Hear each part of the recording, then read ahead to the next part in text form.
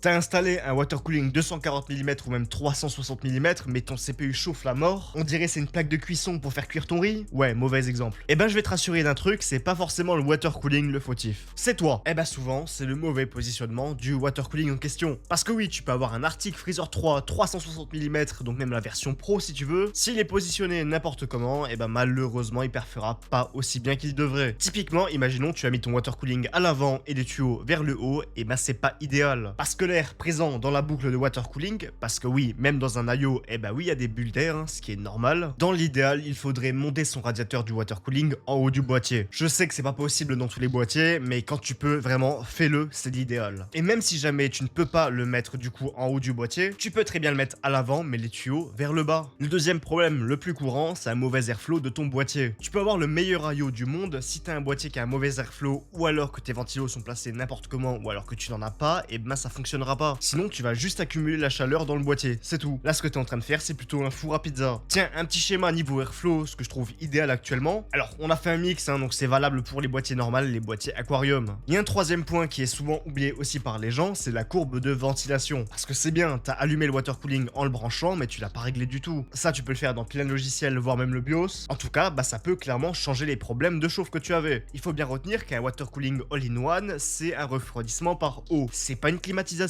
hein, ça fonctionne pas pareil.